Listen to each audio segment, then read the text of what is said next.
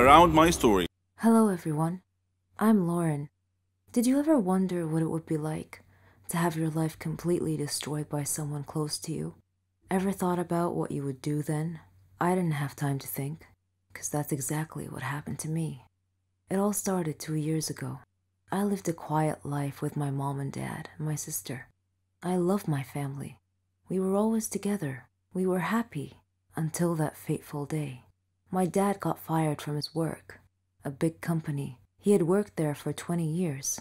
The only money we had then was what he had managed to save over the years. Finding a new job wasn't easy. It was a hard time for all of us, especially my dad. He was becoming desperate. At times, he just sat there, quietly, deep in thought, and I rarely saw him smile since.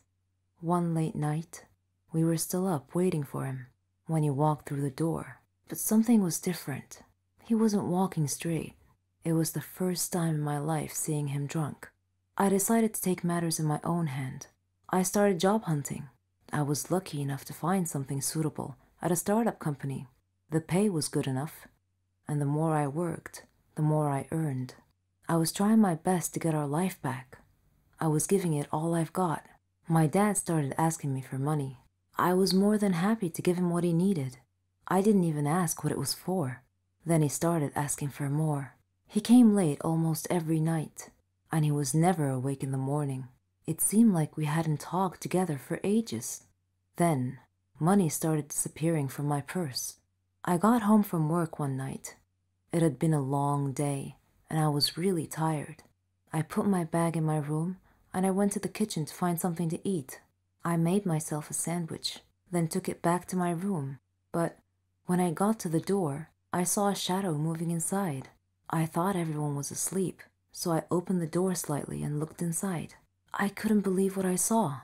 My dad was standing over my bag, and my wallet was in his hand.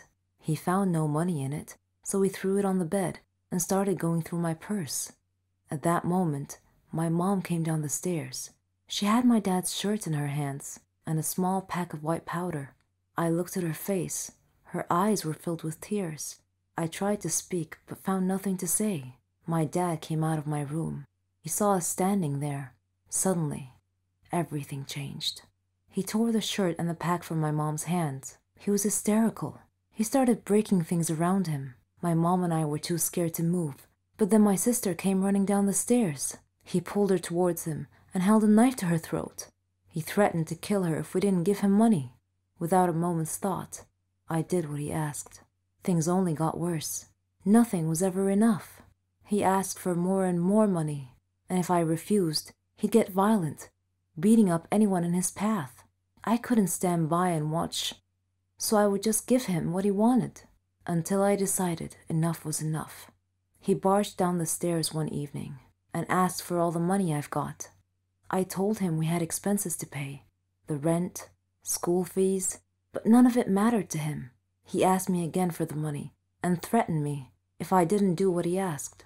I refused. He hit me so hard that I crashed my head against the wall and fell to the floor, bleeding. Everything went dark.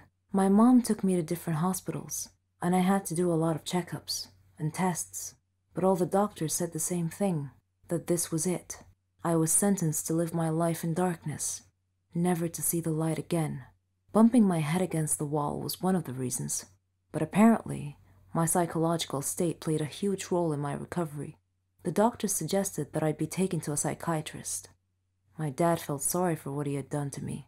He quit the drugs and alcohol, tried to be proper, but it was because of him that I was in this state. I didn't know if I could ever find it in myself to forgive him. I was torn inside. He was my dad, but I couldn't forget what had happened. No one knew where he was or what he was doing. A year had passed, and he came home. He sounded good, kind of like how he was before. He's trying to make up for what he had done. But to me, nothing he does makes a difference anymore. I'm still in the dark. That's something I'm gonna have to live with my whole life. I can't change that. What do you think I should do? I adore detective adventures and solving puzzles that others can't. I'm crazy about this. I love challenges and mysteries. I'm Ramon. But my father's nickname for me is Megamind. I'm 14 years old, and I'm typically ranked number 1 in my class. I found Raul laying unconscious on the floor next to the doorknob that I had electrified. I called Granny and Malika down to the basement. Granny asked what had happened. I replied, "Granny, you really need to screen your employees better. Raul was your ghost." Granny looked shocked and asked me what made me think that. I explained that the hand on my drink today was the same hand I saw on the headless ghost that opened my hotel room door the night before. I also found tools, a tape recorder, and some ghost clothes down here in the basement. In addition, I found the earphones that had been placed around the hotel. Granny was shocked. Raul woke up about that time, and she grilled Raul. "Why are you scaring all my guests away, Raul?" He said, "This hotel used to belong to my family, but you bought it from my grandfather. Well, I wanted it back. Please forgive me." Malika said, "We have to call the police." But I said, "No, wait, I have an idea. Let's renovate and reopen the hotel with a new name. The Haunted Hotel. Our advertising slogan will be, spend a night in a haunted hotel. Raul can do his ghost thing with the whispers and the laughing. Why, he can even flicker the lights off and on at a random time once or twice a night just to give the hotel a spooky atmosphere." The idea proved to be a big hit. The Haunted Hotel attracted